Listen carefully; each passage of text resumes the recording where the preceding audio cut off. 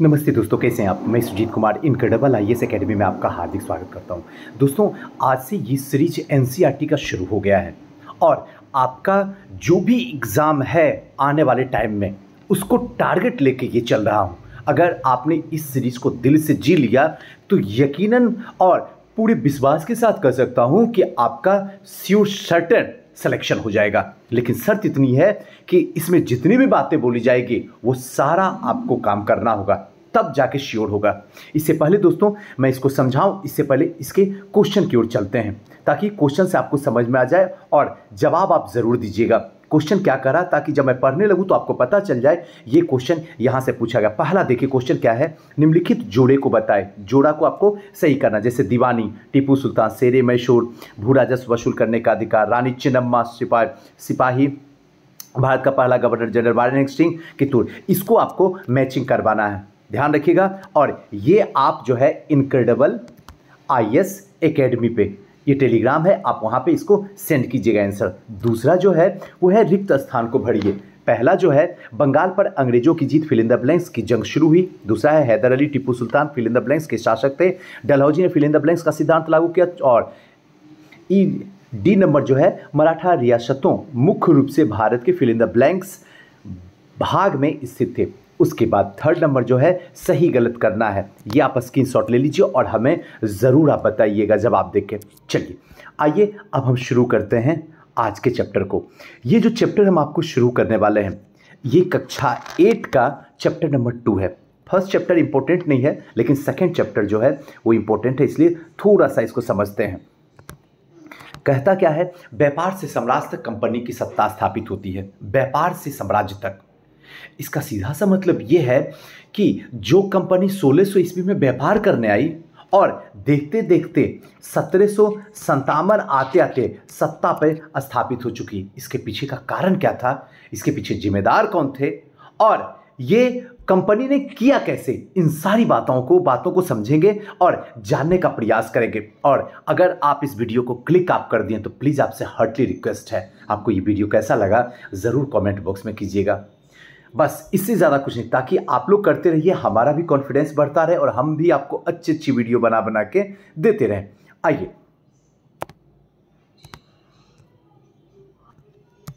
चलिए, मुगल बादशाहों में औरंगजेब आखिरी शक्तिशाली बादशाह थे। ध्यान रखिएगा, औरंगजेब, मुगल बादशाह जितने भी हुए चाहे बाबर से लेकर औरंगजेब तक के बीच में अंतिम जो मजबूत शक्तिशाली हुए वो कौन हुए, औरंगजेब, जिनकी हत्या जो है उनकी मृत्यु जो है 1707 में हो गई थी। ध्यान रखिएगा 1707 में मृत्यु हो गई थी।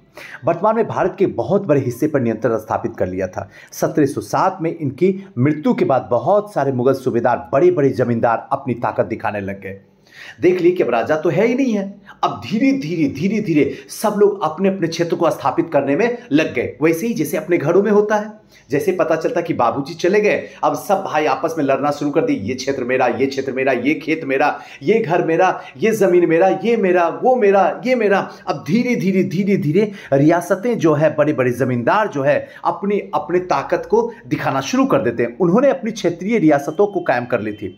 जैसे जैसे विभिन्न भागों में ताकतवर क्षेत्रीय रियासतें सामने आने लगी, दिल्ली अधिक दिनों तक प्रभावी केंद्र के रूप में नहीं रह सकी। जो सेंटर दिल्ली था, जिससे पूरा सत्ता का संचालन होता था, जिस तरीके से जमींदार, जिस तरीके से जो भी सूबेदार हैं, ये सब अपनी अपनी ताकत दिखाना शुरू कर दिए, जिसके कारण दिल्ली अब धीरे धीरे प्रभाव दिल्ली का जो है वो घटना शुरू हो गया था। 18वीं सदी के उत्तरार्ध तक राजनीतिक क्षितिज पर अंग्रेजों के रूप में एक नई ताकत उभरने लग गई थी। अंग्रेजों के रूप में अब धीरे धीरे जहां औरंगजेब की मृत्यु के बाद धीरे धीरे नवाब आना शुरू हो गए, सूबेदार आना शुरू हो गए, जमींदार आना शुरू हो गए, इसी बीच में एक नई ताकत भी आ रही थी जिसको ये लोग नजरअंदाज करके रखे हुए थे, और वो कोई और नहीं थे बल्कि अंग्रेज थे। ध्यान से समझिएगा, शब्दों का खेल पकड़िएगा। क्या आप जानते हैं कि अंग्रेज पहले एक छोटी सी व्यापारिक कंपनियों के रूप में भारत आए थे और यहाँ के इलाके पे कब्जा करके उनकी ज्यादा दिलचस्पी नहीं थी। इनका कोई उद्देश्य नहीं था कि यहाँ पे कंपनी खोलना है, यहाँ के क्षेत्र पे कब्जा करना है, इसके लिए वो नहीं आए थे। वो सिंपल व्यापार वाणिज्य करने के लिए आए थे। तो फिर ऐसा कैसे हुआ कि ये एक दिन ये विशाल साम्राज्य के स्वामी बन बैठे? आखिर ऐसा क्या स्थिति हो गया संपूर्ण हिंदुस्तान पे ये राज करने लगे, इस अध्याय में देखेंगे यह कैसा हुआ और इसी को हम बेहतरीन आसान शब्दों में आपको समझाने की कोशिश करेंगे। चलिए आइए ये फिगर देख के आपको समझ में आ रहा होगा। चलिए थोड़ा सा इस मैप को देख लेते हैं। सुजीत सर ये जो मैप है इस मैप को थोड़ा समझा दीजिए तो मजा आ जाए। देखिए ये देख रहे हैं, आपको याद कीजिए जब यूरोपीय कंपनियों का आगमन हम बताए थे तो यही बताए थे केप ऑफ गुड होप्स, या इसको कहा जाता है आशा अंतरिक्ष। याद कीजिए यहीं पे वास्को डी गामा पहली बार आया था और यहीं पे अब्दुल मजीद से मुलाकात हुई थी और यही अब्दुल मजीद जो है यहां से उठा के इनको कालीकट केरला के पास ले गया था, वहां के राजा ज़ैबुद्दीन से मुलाकात हुई थी और धीरे धीरे हिंदुस्तान पे कब्जा कर रहे थे। वही मैप जो है यहां पे दिखाया गया। कोई दिक्कत तो आपको नहीं है ना? चलिए आइए अब आगे चलते हैं, थोड़ा बड़ा कर लेते हैं जिससे आपको आनंद आए पढ़ने में। चलिए पूर्व में ईस्ट इंडिया कंपनी का आना। अब पूर्व में ईस्ट इंडिया कंपनी आ रही है, कैसे आ रही है? हमको पता है आप ज्ञानी हैं, हमको पता है आपको सब कुछ आता है, लेकिन फिर भी हाथ जोड़ के आपसे विनती रहेगी मेरी कि फिर भी इस वीडियो को देखिए। इस वीडियो में बहुत कुछ ऐसा होता है जो कंफ्यूजन रहता है वो कंफ्यूजन क्लियर हो जाएगा। 1600 ईस्वी में ईस्ट इंडिया कंपनी ने इंग्लैंड की महारानी एलिजाबेथ प्रथम से चार्टर अर्थात इजाजतनामा हासिल कर लिया। इससे कंपनी को पूरब से व्यापार करने का एकाधिकार मिल गया और ये एकाधिकार 15 वर्षों के लिए ले लिया गया था महारानी एलिजाबेथ प्रथम से। कुछ लोग थे जो कंपनी के थे, उन लोगों ने महारानी एलिजाबेथ प्रथम से एक चार्टर ले लिया, यानी इजाजत ले लिया कि मुझे जो है पूरब की ओर व्यापार करना है। महारानी आप आज्ञा दें और हमारी जितनी जरूरत होगी हम जिस तरीके से इंग्लैंड को मदद करें हम जरूर करेंगे, बस एक बार आप ऑर्डर तो दे दीजिए। हो जाती है ऑर्डर। इस इजाजतनाम का मतलब यह था कि इंग्लैंड का कोई और व्यापारी कंपनियां इस इलाके में ईस्ट इंडिया कंपनी की होड़ नहीं कर सकता। अभी यहां से कोई भी ऐसा इंग्लैंड का नहीं कंपनी होगा जो उस इलाके में करेगी जिस इलाके में ये कंपनी जाएगी। ध्यान से समझते रहिएगा। इस चार्टर के सहारे कंपनी समुद्र पार जाकर एक नए इलाका, एक सेकेंड, हां चलिए एक नए इलाका थोड़ा सा बढ़ा लेते हैं, हां एक नए इलाका को खंगाल सकती थी। वहां की सस्ती चीज, ध्यान से समझिएगा, सस्ती चीज को खरीद सकते और यूरोप में ऊंची कीमत पे बेच सकती थी। कंपनी को दूसरी अंग्रेजी व्यापारिक कंपनियों की प्रतिस्पर्धा से कोई भय नहीं था कि कोई दूसरी कंपनी भी है जो वहां पे कंपटीशन में कॉम्पीट करने आएगी, कोई भय नहीं था। उस जमाने में वाणिज्यिक कंपनियां मोटे तौर पर प्रतिस्पर्धा से बचकर ही मुनाफा कमाया करती थी, ज्यादा कंपटीशन में एंट्री मत करती थी, बोलती थी सेफ रहो, सुरक्षित रहो और पूरी तरीके से विकास करो। अगर कोई प्रतिस्पर्धा हो तो उन्हें सस्ती चीजें खरीदकर उन्हें ज्यादा कीमत चीज में बेच सकती थी। यानी कि स्पर्धा अगर नहीं होगी तो सस्ती चीज भी ज्यादा कीमत की। इसको अगर समझाने की कोशिश करूं तो ऐसे समझा सकता हूं। मान लीजिए आप गांव में हैं, भले आप आज पटना में पढ़ रहे हो या दिल्ली में पढ़ रहे हो, हैं तो कोई गांव के ही ना। उस गांव में आप चले जाइए, एक ही दुकान है, अब वो जैसे चाहता है वैसे बेचता है और जैसे आप चाहते हैं वैसे आपको खरीदना ही पड़ेगा। वहां पे कोई बार्गेनिंग नहीं होगा, वो हर चीज को ऊंचे कीमत पे बेचेगी। खरीदेगी 10 रुपया में, उसको बेचेगी 15 रुपया में। बेचना ही बेचना, आपको लेना लीजिए, नहीं लेना मत लीजिए, लेकिन आपको लेना पड़ेगा ही क्योंकि वहां पे दूसरा कोई ऑप्शन ही नहीं है। तो ऐसे कंडीशन में कंपटीशन नहीं है तो चीजें आपको महंगा मिलेगी, कंपटीशन नहीं है तो चीजें आपको खराब भी मिलेगी और कंपटीशन नहीं है तो चीजें आपको कम भी मिलेगी। ये चीज तो आप अच्छे से जानते ही होंगे।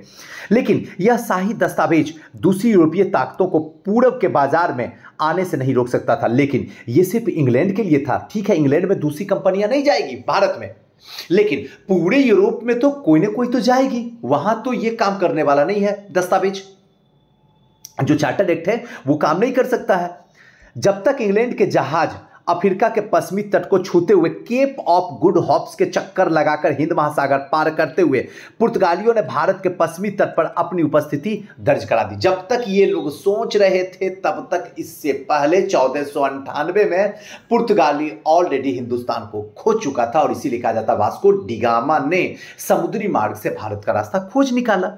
है ना सही? आइए, वे गोवा में अपना ठिकाना बना चुके थे। पुर्तगाली खोज यात्री जो वास्को डी गामा था 1498 में पहली बार भारत पहुंचा और इस समुद्री मार्ग का पता लगाया था। 17वीं शताब्दी की शुरुआत तक अब धीरे धीरे डच भी हिंद महासागर की व्यापार की संभावना को तलाशने में लगे थे। अब डच भी धीरे धीरे डच वही। अच्छा, एक आपसे क्वेश्चन पूछना चाहेंगे, अगर आप दिल से ईमानदारी से हमारे साथ जुड़े तो बताइए, डच अगर इस टाइम मैप में खोजें तो डच का इस समय नाम कौन से देश से जाना जाता है? जरा कमेंट कीजिए, मैं इंतजार करूंगा आपके कमेंट का। चलिए, अब फ्रांसीसी व्यापारी भी सामने आ गए। देखते देखते फ्रांसीसी भी 1664 में एंट्री कर लिए। लुई 14वें के नेतृत्व में कोलबर्ट के टाइमिंग में अब जो है फ्रांसीसी भी इंडिया में आ गए। समस्या यह थी कि सारी कंपनियां एक जैसी खरीदना चाहती थी। यूरोप के बाजार में भारत के बने बारीक सूती कपड़े, ध्यान से समझिएगा, यूरोप के बाजार में जो बने बारीक सूती कपड़े और रेशम की जबरदस्त मांग थी। यूरोप में सूती कपड़े और रेशम, अब ये इंपॉर्टेंट हो जाता है, इसीलिए कहते हैं एनसीईआरटी पढ़ने के लिए। आपको लगता है क्या सुजी सर बच्चों वाली चीज आप पढ़ाते हो, सारा टीचर पूरा एडवांस पता नहीं क्या क्या पढ़ाता, आप एनसीईआरटी में लगे हो, इसीलिए ताकि हम आपको वैसा चीज करवाएं जिससे आपका सिलेक्शन हो जाए। हम वैसा काम ना करें जिससे हमारा सिलेक्शन हो जाए लेकिन आप बेरोजगार बन के रह जाइए। अब देखिए, सूती कपड़े और रेशम का जबरदस्त मांग है यूरोप में। इसके अलावा काली मिर्च, लौंग, इलायची, दालचीनी का भी जबरदस्त मांग है। अगर इसमें क्वेश्चन पूछ दें तो आपकी हम हालत खराब कर देंगे और आपका गलत हो जाएगा और पता चलेगा ये क्या क्लास 8 का चैप्टर नंबर 2 का क्वेश्चन था, शिट हमने गलत बना लिया। अब सिट उट मत किया करो, अब जाकर सेट बनाओ, फिर 1.5 साल बैठो, अगले साल फिर से फॉर्म भरना। यूरोपीय कंपनियों के बीच में इस बढ़ती स्पर्धा से भारतीय बाजार में इन चीजों की कीमत बढ़ने लगी। जब वहां कंपटीशन यूरोप में बढ़ने लगा इन सब चीजों का, चाहे सूती वस्त्र हो, रेशम हो, लौंग, इलायची, मिर्च, दालचीनी, इन सब की जो बढ़ने लगी तो इंडिया में इसकी कीमत बढ़ना शुरू हो गई। इससे मिलने वाला मुनाफा जो है धीरे धीरे गिरने लगा। अब इन व्यापारिक कंपनियों के फलने फूलने से यही एक रास्ता था कि वे अपनी प्रतिस्पर्धी कंपनियों को खत्म कर दें। अब एक रास्ता यही था कि अगर ज्यादा से ज्यादा लाभ कमाना तो सामने वाली को वाट लगा दो, सामने वाली कंपनियों को धीरे धीरे समाप्त कर दो। लिहाजा बाजार पर कब्जा इस होड़ से व्यापारिक कंपनियों के बीच लड़ाई की शुरुआत कर दी। 17वीं और 18वीं सदी में जब भी मौका मिलता कोई सी कंपनी एक दूसरे को जहाज को डुबो देती थी। जब भी मौका मिलता था, जो ताकतवर होती थी एक जहाज दूसरे जहाज को डुबो देती थी। आखिर करते क्या, मजबूर थे। सोचिए, समझिए, दिमाग लगाइए एनसीईआरटी का। क्या करते? उनको पता था कि सारी कंपनियां अगर इस तरीके से काम करेगी, सबको सूती चाहिए, रेशम चाहिए, दालचीनी चाहिए, काली मिर्च चाहिए और सबको चाहिए, तो इंडिया को तो पैसा मिल जाएगा लेकिन हम लोग तो खाली हाथ रह जाएंगे। हम तो कंपटीशन में कॉम्पीट करने आ गए। अब इससे क्या होगा, फायदा किसी का नहीं होगा, मेहनत सबका होगा, पैसा सबका लगेगा। ऐसे कंडीशन में सिर्फ एक ही रास्ता बचता है, एक दूसरे से लड़ें, झगड़ें, वो उसका बर्बाद कर दे, वो उसका बर्बाद कर दे, वो उसका जहाज डुबा दे, वो उसका जहाज डुबा दे, जिससे धीरे धीरे धीरे धीरे धीरे धीरे जो मजबूत होगा वो आगे निकलेगा, जो कमजोर होगा वो पीछे भाग जाएगा। यानी कि जिसकी लाठी उसकी भैंस। अब आया समझ में? चलिए अब आगे समझते हैं। कंपनी किसी दूसरे जहाज को डुबा देती थी, रास्ते में रुकावट खड़ी कर देती थी और माल से लदे जहाज के आगे बढ़ने से रोक देती थी। यह व्यापार हथियारों की मदद से चल रहा था। अब धीरे धीरे ये जो व्यापार चल रहा था ये डर के, हथियारों के दम पे चल रहा था। अपनी बस्तियों को किलेबंद करना, व्यापार में मुनाफा कमाने की इन कोशिशों के कारण स्थानीय शासकों में भी धीरे धीरे अब टकराव होना शुरू हो गया। अब ये लोग क्या किए, अपनी बस्तियों को किलेबंद, फोर्ट बनाना शुरू कर दिए, मुनाफा कमाना शुरू कर दिए।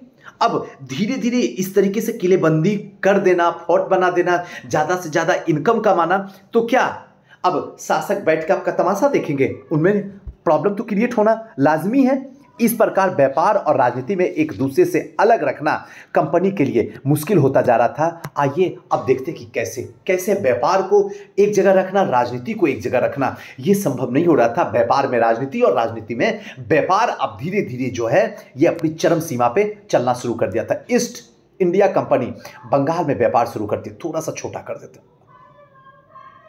हाँ चलिए, ईस्ट इंडिया कंपनी जो है बंगाल में व्यापार शुरू करती है। आइए थोड़ा समझते हैं कि कैसे ये व्यापार शुरू करती है।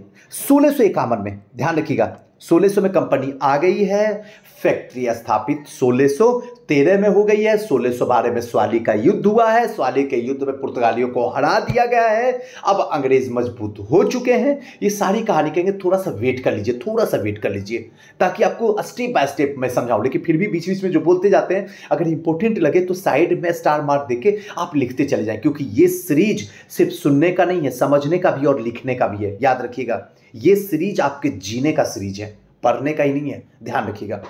हुगली के किनारे शुरू होता है अब कंपनी के व्यापार यहां से अपना काम चलाते थे। इन व्यापारियों को उस जमाने में फैक्टर कहा जाता था। आ गया पॉइंट, आ गया, ध्यान रखिएगा।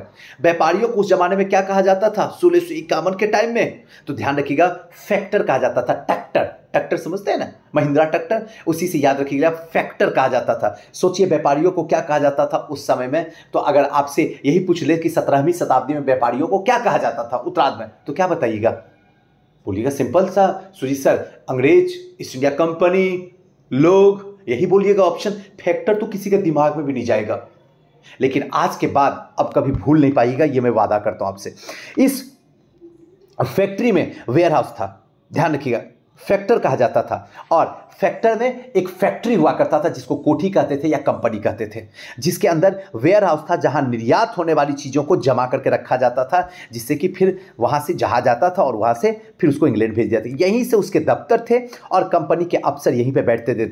जैसे जैसे व्यापार कंपनी के सौदागारों और व्यापारियों को फैक्ट्री के आसपास आकर बसने लगे, प्रेरित करने लगे, 1696 तक कंपनी इस आबादी के चारों तरफ एक किला बनाना शुरू कर दिया। ध्यान रखिएगा, 1696 में, 1696 का टाइमिंग आ गया है। यानी अगर देखा जाए 17वीं शताब्दी के अंत हो रहा है, अंतिम दशक हो रहा है। अब किला बनाना शुरू कर दिया। 2 साल बाद मुगल अफसरों को रिश्वत देकर 3 गांव की जमींदारी भी खरीद लिया। मुगल को थोड़ा सा रिश्वत दिए और 3 गांव को खरीद भी लिए। इनमें से एक गांव जो था वो कालिकता था। बाद में यही गांव कलकत्ता बना, याद रख लीजिएगा। अब इसे कोलकाता कहा जाता है। कालिकता था, फिर बाद में कलकत्ता बना, और आज की डेट में जिस समय आप सुन रहे हैं ये नाम पड़ गया है कोलकाता। कंपनी ने मुगल सम्राट औरंगजेब को इस बात के लिए भी तैयार कर लिया कि वह कंपनी को बिना शुल्क चुकाए व्यापार करने का फरमान जारी कर दे, और यह भी बताया कि बिना शुल्क, बिना टैक्स, बिना लगान दिए ही आप हमें आसानी से व्यापार करने के लिए फ्री कर दें। कंपनी ज़्यादा से ज़्यादा रियासतें हासिल करने और पहले से ज़्यादा अधिकार, ज़्यादा से ज़्यादा फ़ायदा उठाने में लगी हुई थी, ज़्यादा से ज़्यादा। और मौका मिले तो कौन फ़ायदा ना उठाए।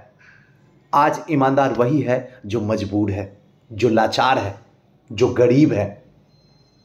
सही बता रहा हूं, दिल वाली बात। वो ईमानदार नहीं है जिसके पास सब कुछ है। मजबूरी में सब ऐसे हैं। मौका मिले तो हर कोई चौका मारने के लिए तैयार है। मौका मिले तो कहीं, चाहे मैं ही क्यों ना रहूं, मैं भी अपनी बात बता रहा हूं। इस बात को हमेशा ध्यान रखिएगा कि ईमानदार वही है जो मजबूर है। उदाहरण के लिए औरंगजेब के फरमान से केवल कंपनी को ही शुल्क मुक्त व्यापार का अधिकार मिला था। कंपनी के जो अफसर निजी तौर पर व्यापार चलाते थे उन्हें छूट नहीं थी। कंपनी को तो छूट मिल गया था, लेकिन निजी तौर पे जो उसमें काम करने वाले अफसर होते थे उनको छूट औरंगजेब ने नहीं दिया। लेकिन उन्होंने भी शुल्क चुकाने से इनकार कर दिया। बोला कि नहीं दियो तो उससे क्या, मैं भी टैक्स नहीं दूंगा। इससे बंगाल के राजस्व वसूली में बहुत कमी हो गई। धीरे धीरे टैक्स जो है कमने लगा, और टैक्स किसी भी राज्य, किसी भी क्षेत्र, किसी भी गांव, किसी भी शहर, किसी भी परिवार का धीरे धीरे टैक्स अगर घटना शुरू हो जाएगा तो उसका डेवलपमेंट आसानी से रुक जाएगा। ये अच्छे से आप जानते हैं। ऐसे में भला बंगाल के नवाब मुर्शिद कुली खां विरोध क्यों न करते? और उस समय बंगाल के नवाब जो थे वो मुर्शिद कुली खां थे। और एक चीज़ यहीं पे रोक के बता दूं, यही मुर्शिद कुली खां हैं जिन्होंने अपनी राजधानी यानी कि बंगाल की जो राजधानी उस समय ढाका थी वहां से उठा के मुर्शिदाबाद कर दिए थे। और वही मीर कासिम था जिसने मुर्शिदाबाद से राजधानी को उठाया और उठा के मुंगेर कर लिया। स्टार मार्क देख के कॉपी में आप लिख दीजिए प्लीज़। मेरे साथ चल रहे हैं तो लिखते जाइए प्लीज़, मेरी बात मानिए। चलिए आगे चलते हैं। अब देखिए ये आपका कंपनी है, थोड़ा सा नज़र देखते हैं कि कैसा उस समय का सीन रहा होगा। चलिए, व्यापार से युद्ध तक, अब व्यापार से लेके युद्ध तक का पूरी कहानी को थोड़ा सा समझने का कोशिश करते हैं। 18वीं सदी की शुरुआत हो गई है। 18वीं सदी का मतलब क्या है? 1700 से लेकर 1799 18वीं सदी है। 18वीं सदी की शुरुआत हो गई। कंपनी और बंगाल के नवाब का टकराव काफ़ी बढ़ गया। अब इधर से कंपनी अंग्रेज और उधर से नवाब, दोनों का टकराव बढ़ गया। औरंगजेब की मृत्यु के बाद बंगाल का नवाब अपनी ताकत दिखाने लग गए थे। अब जैसे औरंगजेब की 1707 में मृत्यु होती है, बंगाल के नवाब भी अब अपना ताकत दिखाना शुरू कर दिया। उसी समय दूसरी क्षेत्रीय ताकतों की स्थिति भी ऐसी ही थी। मुर्शिद कुली खां के बाद अलवर्दी खां और उसके बाद उसी का नाती कह सकते हैं सिराजुद्दौला बंगाल का नवाब बने। कोई दिक्कत नहीं है ना। सिराजुद्दौला जो है अलवर्दी खां का क्या है, ध्यान रखिएगा, इसकी छोटी बेटी का इसका बेटा है सिराजुद्दौला, जो कि बंगाल का नवाब है। इसी में एक कैरेक्टर आता है सुजीत सर, सुजाउद्दौला किसको कहते हैं, तो ध्यान रखिएगा सिराजुद्दौला जो है वो है बंगाल का नवाब और सुजाउद्दौला जो है वो अवध का नवाब है ना। आइए, ये सभी शक्तिशाली शासक थे। इन्होंने कंपनी की रियायतें देने से मना कर दिया। व्यापार का अधिकार देने के बदले कंपनी से नजराना मांगे। उसे सिक्का ढालने का अधिकार नहीं दिया। अब धीरे सिक्का ढालने का अधिकार नहीं दिया और उसके किलेबंदी को बढ़ाने से रोक दिया गया। कंपनी पर धोखाधड़ी का आरोप लगाते हुए उन्हें दलील दी कि उसकी वजह से बंगाल सरकार का राजस्व वसूली कम होता जा रहा है। ये कंपनी दलील दी कि आपकी वजह से राजस्व की वसूली कम हो रही है और नवाबों की ताकत कमजोर पड़ रही है। कंपनी टैक्स चुकाने के लिए तैयार नहीं थी और इसके अफसर से अपमानजनक चिट्ठियां लिखी और नवाब अपने अधिकारियों को अपमानित करने का प्रयास किया। और नवाब जो है अपने अधिकारियों को अपमानित करने की हद तक कोशिश करना शुरू कर दिया। कंपनी का कहना था कि स्थानीय अधिकारियों, ध्यान से समझिएगा, हाँ, स्थानीय अधिकारियों की बेतुकी मांग से कंपनी का व्यापार जो है तबाह हो रहा है। स्थानीय अधिकारी जो हैं इस तरीके से बेतुकी मांग कर रहे हैं जिससे कारण जो है कंपनी तबाह हो रही पूरी तरीके से। व्यापार तभी फल फूल सकता है जब सरकार शुल्क हटा ले, तभी हम आगे बढ़ सकते हैं, तभी सरकार आगे बढ़ सकता है, तभी राज्य आगे बढ़ सकता है, तभी देश आगे बढ़ सकता है। कंपनी इस बात का भी यकीन था कि अपना व्यापार फैलाने के लिए उसे अपनी आबादी बढ़ानी होगी। एक चीज़ तो समझ में आ गया कि अगर अपना व्यापार बढ़ाना है तो अपनी संख्या को बढ़ाना ही होगा, गांव खरीदने ही होंगे, किला का पुनर्निर्माण करना ही होगा, सुरक्षित संरक्षित करना ही होगा, तभी हम इन नवाब से लड़ेंगे और एक दिन अपना अधिकार हिंदुस्तान पे करेंगे। ये टकराव दिनों दिन गंभीर होते गए और अंततः इन टकराव की परिणति आगे चल के एक पलासी का युद्ध 1757 में हो जाता है। अब मैं यहीं पे एक क्वेश्चन आपको छोड़ के जा रहा हूं कि पलासी का युद्ध पूरा महीना के साथ मुझे बताइए, डेट के साथ बताइए। मैं तो 1757 बोल दिया, आप महीना और डेट दोनों बताइए कमेंट बॉक्स में, मैं इंतजार करूंगा।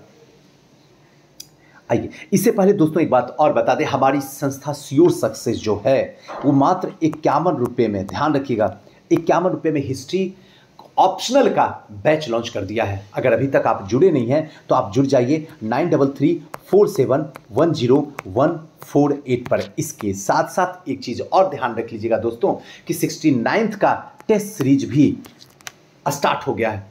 अगर आप चाहे जुड़ना तो यहाँ जुड़ सकते हैं विथ डिस्क्रिप्शन के साथ में। सैटरडे संडे शाम 4 बजे से होता है, इसका भी नंबर यही है। इसके साथ साथ दोस्तों हमारी एक संस्था जो है जिसका श्योर सक्सेस, इसका ब्रांच जो है मोतिहारी में है। अगर आप मोतिहारी या मोतिहारी के आसपास में हैं तो यहाँ फाउंडेशन बैच, प्रीलिम्स बैच, इसके साथ साथ मेंस का बैच, ये सब स्टार्ट हो गया, सब न्यू बैच है एकदम। टेस्ट भी स्टार्ट हो गया है। अब आपको पटना जाने की कोई ज़रूरत नहीं है। अगर आसपास में हैं तो पटना के वही सारे फैकल्टी जो श्योर सक्सेस में पढ़ा रहे हैं वही सारे चंपारण में भी पढ़ा रहे हैं। अगर आप वहाँ भी जुड़ना चाहते हैं तो इस नंबर पे आप कांटेक्ट कर सकते हैं। तो चलिए दोस्तों, अब बातों को आगे बढ़ाते हैं और समझने की कोशिश करते हैं पलासी का युद्ध। 1756 में अलवर्दी खां की मृत्यु के बाद सिराजुद्दौला बंगाल का नवाब बनता है। अलवर्दी खां की मृत्यु होती है, नाना की मृत्यु होती है, उसके बाद नाती जो हैं वो सिराजुद्दौला, जो कि अलवर्दी खां की तीसरी बेटी, इनकी एक बेटी का नाम आप जानते होंगे घसीटी बेगम, अब आपके दिमाग में चल गया होगा, और इनकी तीसरी बेटी का ही पुत्र सिराजुद्दौला था। सिराजुद्दौला की ताकत काफी भय था। सिराजुद्दौला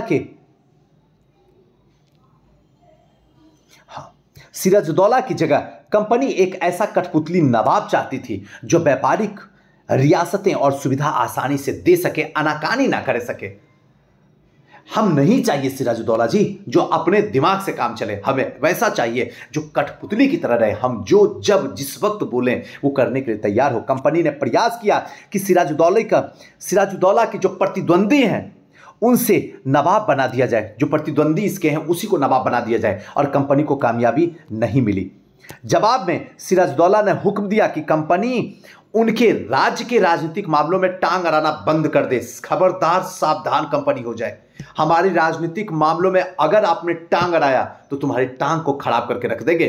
किलेबंदी रोके और बाकायदा राजस्व जो है उसको जल्दी चुका दे। जब दोनों पक्ष पीछे हटने को तैयार नहीं हुए तो अपने 30,000 सिपाहियों के साथ नवाब ने कासिम बाजार स्थित इंग्लिश फैक्ट्री पर हमला बोल दिया। जब ये चीज मानने के लिए तैयार नहीं हुआ तो 30,000 सिपाहियों को एक साथ ले जाके सिराजुद्दौला ने कासिम बाजार पे हमला कर दिया और इंग्लिश फैक्ट्री पे हमला बोल दिया। नवाब की फौज ने कंपनी के अफसर को गिरफ्तार कर लिया, गोदाम पे ताला डाल दिया, अंग्रेजों के हथियार छीन लिए, अंग्रेजी जहाज को घेरे में ले लिया। इसके बाद नवाब की कंपनी के कोलकाता स्थित किले पर धीरे धीरे कब्जा करके उसे उधर रुख कर दिया। कोलकाता के हाथ से निकल जाने की खबर सुनने पर मद्रास में तैनात कंपनी के अफसर ने भी रॉबर्ट क्लाइव के नेतृत्व में सेना रवाना कर दिया गया। चल क्लाइव, निकल, अब जल्दी पहुंच जा बंगाल, क्योंकि अगर नहीं पहुंचा तो हाथ से ये निकल के चला जाएगा। यही देखिए, थोड़ा सा, हाँ, ये पढ़ के मैं सुनाता हूं। इस सेना की नौसैनिक बेरे की मदद भी मिल रही थी। इसके बाद नवाब के साथ लंबे समय तक सौदेबाजी चली। नवाब के साथ ये जो भी सौदेबाजी चल रही है, आप फोटो देख रहे होंगे। और आखिरकार 1757 में रॉबर्ट क्लाइव ने प्लासी के मैदान में सिराजुद्दौला के खिलाफ कंपनी के सेना का नेतृत्व कर दिया। नवाब सिराजुद्दौला की हार का एक बड़ा कारण था उसी का जो सेनापति था, जिसका नाम था मीर जाफर। मीर जाफर ने धोखा दे दिया। मीर जाफर की टुकड़ियों ने इस युद्ध में हिस्सा लिया ही नहीं, जो उसको लेना चाहिए था, जिससे आसानी से नवाब जीत सकता था, लेकिन टुकड़ियों को हिस्सा लेने ही नहीं दिया। और फाइनली रॉबर्ट क्लाइव ने यह कहकर अपने साथ मिला लिया कि सिराजुद्दौला को हटाकर मीर जाफर को नवाब बना दिया जाएगा, इसलिए मीर जाफर टेंशन मत ले, और यहीं पे हो रहा सम्मेलन। देखिए धोखा, इसीलिए कहा जाता है कि प्लासी का युद्ध जो था ये एक संयंत्र था, एक धोखे से जीता हुआ था, एक पेपर पर लिखी हुई जो है ये संग्राम था, युद्ध था। चलिए आते हैं आगे। प्लासी की जंग इसलिए महत्वपूर्ण मानी जाती है क्योंकि भारत में कंपनी की पहली जीत जो है प्लासी ही मानी जाती है। प्लासी, अब थोड़ा सा तेजी से बताते चलते हैं क्योंकि अब आप समझ गए हैं। प्लासी की जंग के बाद सिराजुद्दौला को मार दिया जाता और मीर जाफर को नवाब बना दिया जाता है। कंपनी अभी भी शासन की जिम्मेदारी संभालने को तैयार नहीं थी, अभी भी नहीं, क्योंकि कहीं ना कहीं भावनात्मक हिंदुस्तानियों का जग न जाए, इसलिए उसने सत्ता को नहीं संभाली। इसका मूल उद्देश्य था व्यापार को फैलाना था। अगर यह काम स्थानीय शासकों की मदद से बिना लड़ाई लड़े किया जा सकता था तो किसी राज्य को सीधे कब्जे में लेने की क्या जरूरत है? क्या जरूरत है? जब इनडायरेक्ट आपको आमदनी आ ही रहा है तो डायरेक्ट उसमें हस्तक्षेप क्यों करें? आने दो ना, आ रहा है। जल्दी कंपनी को एहसास होने लग गया कि यह रास्ता आसान नहीं है। कठपुतली नवाब भी हमेशा कंपनी के इशारे पे नहीं चलते थे। आखिरकार उन्हें भी तो अपनी प्रजा की नजर में सम्मान और संप्रभुता दिखाना पड़ता था, कठपुतली राजा जो बने हुए थे। तो फिर कंपनी क्या करती? जब मीर जाफर ने कंपनी का विरोध किया तो कंपनी ने उसे उठाकर कचरे में फेंक दिया, हटा दिया और मीर कासिम को नवाब बना दिया। मीर जाफर और मीर कासिम के दोनों के बीच का रिलेशन जो है ससुर और दामाद का रिलेशन। ससुर और दामाद का मतलब समझते हैं ना? अब आप समझ ही गए होंगे, बड़ा पवित्र रिश्ता है और इसके लिए आप इंतजार भी कर रहे होंगे और जब आएंगे तो पता चलेगा। अभी तो आपको मजा ही आ रहा होगा। जब मीर कासिम परेशान होने लगा तो बक्सर का युद्ध 1764 में इसको हराना पड़ गया और उसे बंगाल से बाहर कर दिया। मीर जाफर दोबारा नवाब बनाया गया, फिर से मीर जाफर को ही नवाब बना दिया गया। अब नवाब को हर महीने 5 लाख रुपए कंपनी को चुकाने पड़ते थे। कंपनी अपनी सैनिक खर्चे को निपटाना, व्यापारिक जरूरतों और अन्य खर्चे को पूरा करने के लिए पैसा चाहती थी और कंपनी ज्यादा से ज्यादा इलाका में ज्यादा से ज्यादा कमाई चाहती थी। 1765 में जब मीर जाफर, बड़ा इंटरेस्टिंग कहानी है, ध्यान से समझिएगा। 1765 में जब मीर जाफर की मृत्यु हुई तब कंपनी के इरादे बदल चुके थे। अब मीर जाफर की ऑलरेडी मृत्यु हो चुकी है, 1765 का टाइमिंग आ गया है। इलाहाबाद की 2-2 संधि होगी, इसके साथ साथ में द्वैध शासन अब लगाया जाएगा क्लाइव के द्वारा। सारा डाटा आपके दिमाग में घूम रहा होगा। कठपुतली नवाब के साथ खराब अनुभव को देखते हुए क्लाइव ने ऐलान किया कि हमें खुद नवाब बनना पड़ेगा। अब यह समझ में आ गया कि कठपुतली सरकार कुछ करने वाली नहीं है, हमें खुद ही नवाब बनना होगा, तभी संभल सकता है। आखिरकार 1765 में मुगल सम्राट ने कंपनी को ही बंगाल का बंगाल प्रांत का दीवान नियुक्त कर दिया। दीवान मिलने के कारण कंपनी को बंगाल का विशाल राजस्व संसाधन पर सीधे सीधे नियंत्रण मिल गया था। इस तरह कंपनी का एक पुराना समस्या भी धीरे धीरे हल हो गया। 18वीं सदी की शुरुआत में भारत के साथ इसका व्यापार बढ़ता जा रहा था, लेकिन भारत में ज़्यादातर चीज़ें जो है ब्रिटेन से लाए गए सोने और चांदी के बदले खरीदने पड़ते थे। इसकी वजह से उस समय ब्रिटेन के पास भारत में बेचने के लिए कोई चीज़ नहीं थी। प्लासी की जंग के बाद ब्रिटेन से सोने की निकासी कम होने लगी और बंगाल की दीवानी मिलने के बाद तो ब्रिटेन ने सोने लाने की ज़रूरत ही नहीं रही। उसके बाद तो ये सोच लिए कि अब वहाँ से कुछ नहीं लाना, बल्कि यहीं से उठाना है कच्चे माल को और ले जाके वहाँ बेहतरीन तरीके से बनाना है और फिर उसी सामान को यहाँ लाके हिंदुस्तानियों को बेच के फिर यहीं का सामान और यहीं का पैसा उठा के ब्रिटेन में ले जाके रख देना है। इस कमाई से कंपनी भारत में सूती और रेशम कपड़ा खरीद सकती थी और इस फौजों को संभाल सकती थी और कोलकाता में किलों और दफ्तरों का निर्माण में लागत उठा सकती थी। कंपनी के अफसर नवाब बन बैठे। अब धीरे धीरे जो कंपनी के अफसर थे, अब वो धीरे धीरे क्या हो गए, नवाब बनना शुरू हो गए। नवाब बनने का क्या मतलब था? इसका मतलब तो यही था कि कंपनी के पास अब सत्ता और ताकत थी, लेकिन कुछ फायदे भी थे। कंपनी हर कर्मचारी नवाबों को जो है नवाबों की तरह जीने के ख्वाब देखने लगा था। अब हर कर्मचारी, हर अफसर कंपनी का अब अपने आप को नवाब की तरह देखना शुरू कर दिया था। उसी तरीके का जीवन जीने की पूरी तरीके से कोशिश शुरू कर दिया था। प्लासी के युद्ध के बाद बंगाल का असली नवाब को इस बात के लिए बाध्य कर दिया गया कि वह कंपनी के अफसरों को निजी तोहफे के तौर पर जमीन और बहुत सारा पैसा दे। अफसर ने निजी तौर तरीके से बाध्य कर दिया। प्लासी के युद्ध के बाद जो नवाब थे उनको बता दिया गया कि आप जब आए हमसे मिलने के लिए तो तोहफा, जमीन, पैसा लेकर। खुद रॉबर्ट क्लाइव ने भारत में बेहिसाब दौलत जमा कर ली थी, बेहिसाब, अनलिमिटेड, और यही वजह हुआ कि आगे चल के सुसाइड करके मरा। 1743 में जब वह इंग्लैंड से मद्रास आया तो उसकी उम्र मात्र 18 साल थी। ध्यान रखिएगा, 18 साल थे और एक किरानी की जॉब करता था।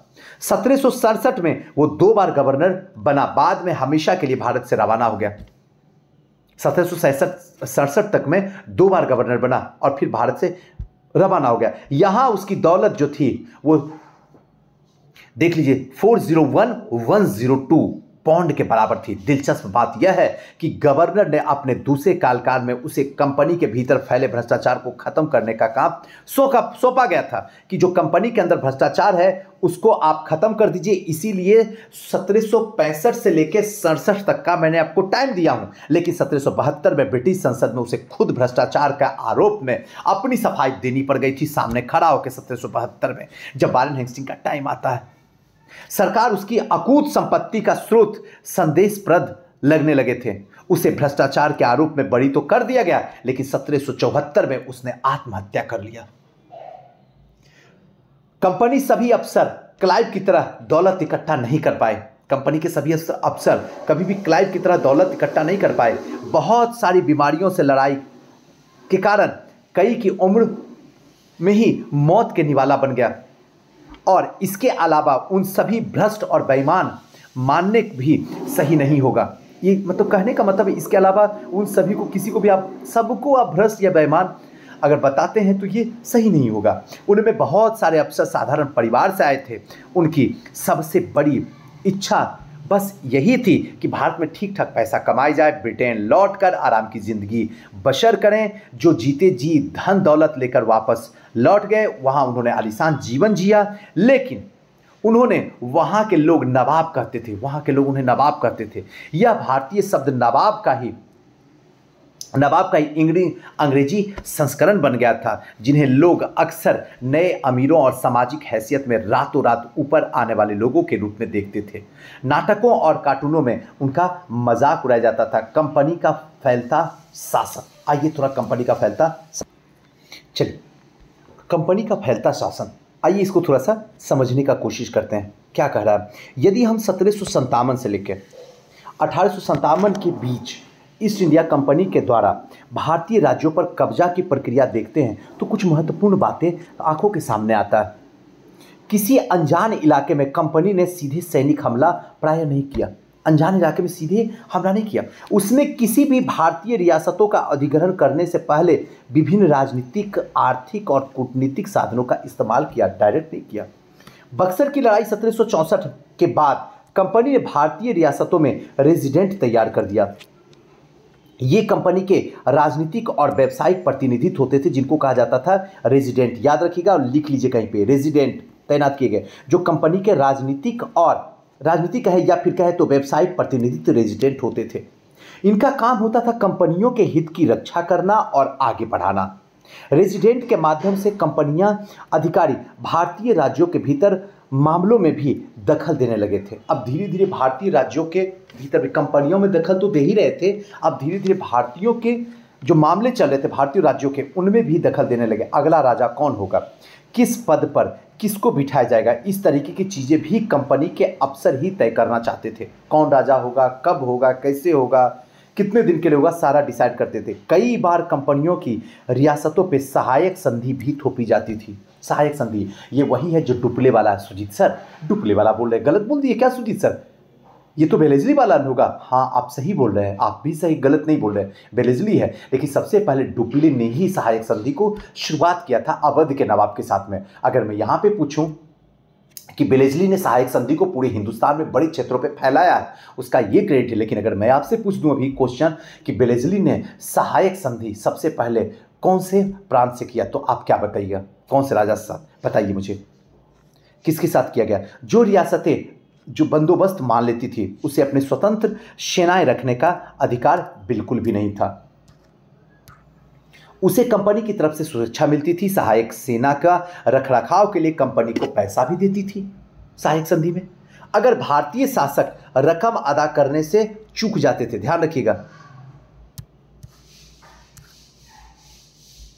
एक मिनट, हाँ, भारतीय शासक रकम अदा करने से अगर चूक जाते थे तो जुर्माने के तौर पर उनको इलाका कंपनी में अपने कब्जे में ले लेती थी। उदाहरण के लिए जब रिचर्ड वेलेस्ली गवर्नर जनरल 98 से लेकर 1805 के समय अवध का नवाब 1801 में अपना आधा इलाका कंपनी को सौंपने के लिए मजबूर किया गया, क्योंकि नवाब सहायक सेना के लिए पैसा अदा करने से चूक गए थे।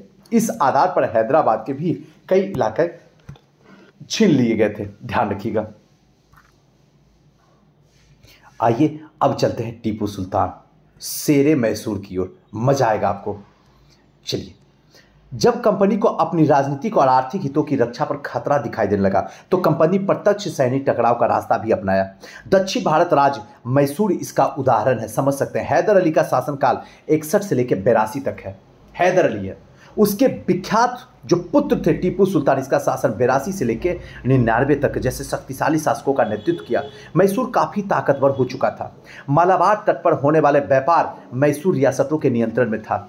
कंपनी काली मिर्च और इलायची खरीदती थी। 1785 में टीपू सुल्तान ने अपनी रियासतों को पकड़ने वाले बंदरगाह से चंदन की लकड़ी, काली मिर्च, इलायची का निर्यात रोक लगा दिया। अब अगर रोक लगा दे रहे हैं जिससे इतना सारा आमदनी है, तो क्या अंग्रेज अपना एक्शन तो दिखाएंगे ही। वो तो आप सबसे बड़ा उनका मनी भाई को स्टॉप कर रहे हैं, रोक रहे हैं, पैसे को रोक रहे हैं। तो सुल्तान ने स्थानीय सौदेगारों से कंपनी के साथ कारोबार करने का रोक दिया था। टीपू सुल्तान ने भारत में रहने वाले फ्रांसीसी व्यापारियों से घनिष्ठ संबंध विकसित किए थे और उन्हीं की मदद से सेनाओं को आधुनिकीकरण भी किया था, जिसके कारण अंग्रेज सबसे ज़्यादा डरे हुए, सहमे हुए रहते थे। आइए थोड़ा सा समझते हैं।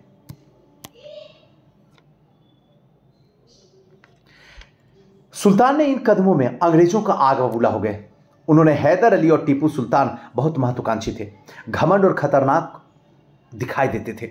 अंग्रेजों को लगता था कि ऐसे राजाओं को नियंत्रण करना और कुचलना जरूरी है। फलस्वरूप मैसूर के साथ अंग्रेज ने 4 बार जंग हुई। 67 से लेकर 69 तक, 80 से लेकर 84 तक, 90 से लेकर 92 तक और फाइनली 1799 में समाप्त हो जाता। पहला मद्रास की संधि होती है, दूसरा मैंगलोर की संधि होती है, तीसरा श्रीरंगपट्टनम की संधि होती है और चौथा में तो इस दुनिया से अलविदा ही हो जाते हैं, है ना। अब पहले में गवर्नर जो थे वो वेरेलेस्ट थे, दूसरे में गवर्नर जो थे वारेन हेस्टिंग थे, तीसरे में गवर्नर जो थे कर्नवालिस थे। चौथे में गवर्नर जो थे वो क्या कहते हैं, अरे यार दिमाग से निकल, वेलेस्ली थे। क्लियर, वेलेस्ली थे। ये सारी बातें आपको बता दी, आगे भी आपको बताएंगे। चलिए अब मराठों से लड़ाई। 18वीं शताब्दी के आखिरी से कंपनी मराठों की ताकत को काबू और खत्म करने के बारे में सोचने लगे। अब समस्या ये था, एक बात आपको बताऊं, मराठा जो कि मैसूर से भी ज्यादा पावरफुल थे, मैसूर से भी ज्यादा, जितना आप सोच भी नहीं सकते, उससे भी ज्यादा पावरफुल थे मराठा। खत्म करने के बाद सोचे लोग थे। 1761 में पानीपत का तृतीय युद्ध में हार के बाद दिल्ली ने देश पे शासन चलाने के लिए मराठा ने अपना चूर चूर हो गया था। और ये 1761 में जो युद्ध हुआ था अहमद शाह अब्दाली और मराठे के बीच में हुआ था। मराठे की तरफ से सदाशिव भाऊ ने लड़े थे और इसमें मराठा की हार हो गई थी। उन्हें कई राज्यों में बांट दिया गया था। इन राज्यों की बागडोर सिंधिया, होलकर, गायकवाड़, भोसले जैसे अलग अलग राजवंशों के हाथ में चला गया था। कई जगह सिंधिया थे, कई जगह होलकर थे, कई जगह गायकवाड़ थे, कई जगह भोसले थे। ये सारे सरदार एक पेशवा सर्वोच्च मंत्री के अंतर्गत एक कन्फेडरेशन यानी राजमंडल के सदस्य थे। पेशवा इस राजमंडल का सैनिक की ओर से प्रशासनिक प्रमुख होता था और यह कहां रहता था, तो पुणे में। इंपॉर्टेंट है, ध्यान रखिएगा। महादजी सिंधिया और नाना फडणवीस 18वीं सदी के प्रसिद्ध दो मराठा योद्धा और राजनीतिज्ञ थे। तो पहुंचे हुए एक के बाद एक कई युद्ध में कंपनी ने मराठों को घुटना टेकने पर मजबूर कर दिया, घुटना टेकने पर मजबूर कर दिया। पहला युद्ध 1782 में सालाबाई के संधि के साथ खत्म होता है, जो 1775 में स्टार्ट होता है आंग्ल मराठा युद्ध, जो सालाबाई की संधि के साथ समाप्त होता है। इसमें कोई पक्ष नहीं जीत पाया। दूसरा अंग्रेज और मराठा के युद्ध 1803 से लेकर 1805 के बीच में चलता है। इसका नतीजा यह हुआ कि उड़ीसा और यमुना के उत्तर स्थित आगरा, दिल्ली सहित कई भूभाग अंग्रेज अपने कब्जे में ले लिए और अंततः 1817 से 19 के बीच में जो तीसरा अंग्रेज मराठा युद्ध हुआ, मराठों की ताकत को पूरी तरीके से कुचल के समाप्त कर दिया गया। पेशवा को पुणे से हटाकर कानपुर के पास बिठूर में पेंशन के लिए भेज दिया। बहु चल पेशवा पुणे निकल, पोसे पेशवा पूसे पुणे निकल, कानपुर के पास में ले जाकर छोड़ दिया, बिठूर के पास। अब विंध्य के दक्षिण में स्थित पूरे भूभाग पर कंपनी का धीरे धीरे धीरे धीरे करके नियंत्रण होना शुरू हो गया। सर्वोच्चता का दावा। उपरोक्त विवरण से स्पष्ट है कि 19वीं सदी की शुरुआत में कंपनी क्षेत्रीय विस्तार का आक्रामक नीति चल रही थी। लॉर्ड हेस्टिंग, भला कौन ना जाने नाम, लॉर्ड हेस्टिंग के नेतृत्व में सर्वोच्चता की एक नई नीति लागू की गई। कंपनी का दावा है कि उसकी सत्ता सर्वोच्च है, इसलिए वह भारतीय राज्य के ऊपर है। उसके हितों की रक्षा के लिए भारतीय रियासतों का अधिग्रहण करना और उसके अधिग्रहण की धमकी देने का अधिकार उसी के पास मानता था। यह सोच बाद में अंग्रेजों की नीतियों में भी अब धीरे धीरे धीरे धीरे करके दिखाई देना शुरू हो जाती है, लेकिन यह प्रक्रिया बेरोक टोक नहीं चली। उदाहरण के लिए जब अंग्रेजों ने कित्तूर, ध्यान रखिएगा, कित्तूर जो कि फिलहाल में कहा कर्नाटक में है, छोटे से राज्य में कब्जा करने का प्रयास किया, तो रानी चेन्नम्मा, क्वेश्चन पूछे थे ना, याद कीजिए, अभी मैचिंग करवाने पर रानी चेन्नम्मा ने हथियार उठा लिया। बोला अबे ऐसी की तैसी कित्तूर में रानी चेन्नम्मा ने हथियार उठा लिया और अंग्रेजों के खिलाफ आंदोलन छेड़ दिया। 1824 में उन्हें गिरफ्तार कर लिया गया और 1829 में उन्हें जेल में उनकी मृत्यु हो जाती है, रानी चिन्नम्मा की। ध्यान रखिएगा, चिन्नम्मा के बाद कित्तूर में स्थित शंगौली में एक गरीब चौकीदार रेन्ना, याद रखिएगा रेन्ना, ने यह प्रतिरोध जारी रखा। चौतरफा समर्थन और सहायता से उन्होंने बहुत सारे ब्रिटिश शिविरों और दस्तावेज को पूरी तरीके से क्या कर दिया, नष्ट कर दिया और आखिरकार उन्होंने भी अंग्रेजों को पकड़कर 1830 में फांसी पर लटका दिया गया। प्रतिरोध के ऐसे कई दूसरे उदाहरण आप इस किताब में आगे भी पढ़ेंगे भी और हम आपको पढ़ाएंगे भी। 1830 के दशक में अंत में ईस्ट इंडिया कंपनी रूस के प्रभाव को बहुत सारी डरी हुई थी। रूस का प्रभाव कहीं न कहीं इसके अंदर डर पैदा किए हुए था। कंपनी को भय था कहीं रूस का प्रभाव पूरे एशिया में फैलकर उत्तर पश्चिम भारत की ओर चपेट में ना ले ले। इसके डर के चलते उत्तर पश्चिम भारत में अपना नियंत्रण स्थापित करना चाहती थी। 1838 से लेकर 1842 के बीच में अफगानिस्तान के साथ एक लंबी लड़ाई लड़ी और यहाँ अप्रत्यक्ष कंपनी शासन स्थापित कर लिया। 1843 में सिंध पर कब्जे में आ गया। इसके बाद पंजाब की बारी थी। यहाँ महाराजा रणजीत सिंह से ने कंपनी की दाल नहीं गलने लगी। कंपनी की दाल गली नहीं रही थी महाराजा रंजीत सिंह से। और यही वजह हुआ 1839 में उनकी मृत्यु के बाद रियासत के साथ दो लंबी लड़ाई हुई और आखिरकार 1849 में अंग्रेजों ने पंजाब को भी अपने अधिग्रहण में कर लिया। अब जो शुरुआत होती है ये विलय की नीति होती है। थोड़ा सा विलय की नीति को देखते हैं, हल्का बड़ा कर देते हैं। हाँ, विलय की नीति। अधिग्रहण की आखिरी लहर 1848 से लेकर 56 के बीच में रही। अधिग्रहण, विलय, और ये किसके टाइम में होगा? डलहौजी के शासनकाल में चली।